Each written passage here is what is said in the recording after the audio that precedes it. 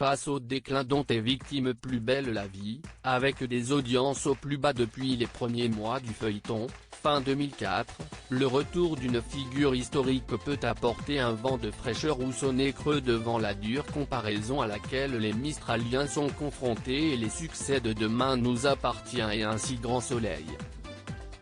Pendant que la famille Marcy, la plus célèbre de la série, est sur le point d'imploser, François pourrait lui mettre la tête sous l'eau alors qu'il a été appelé en renfort par Blanche et Thomas. François défend Sophie Rolland et Thomas semble irréconciliable. Entre la location forcée de l'appartement, la vente du cabanon, les révélations sur la paternité du senior.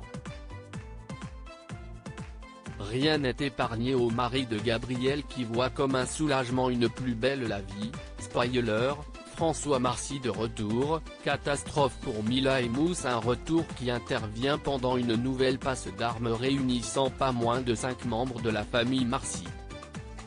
Et pourtant, le père adoptif de Baptiste et Thérèse se retrouve vite douché par les intentions de son demi-frère.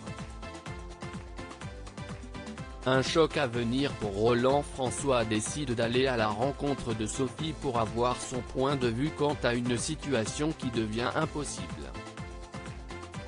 Elle le convie à un thé avant que l'irruption de Kylian et Lola ne précipite son départ. L'ex-mari de Blanche repart charmé de cette rencontre avant d'aller dîner en compagnie de cette dernière et de Thomas. François explique que Sophie est avant tout une victime et provoque la colère de Thomas, qui ne porte pas la squatteuse dans son cœur. Les événements vont ensuite s'accélérer puisque François et Sophie vont se rapprocher de très près. D'un peu trop près pour son demi-frère, mais aussi pour Rolland, qui a lui-même couché avec la mère de Kylian et Lola. Seuls 2 épisodes ont été proposés la semaine dernière, déroulés devant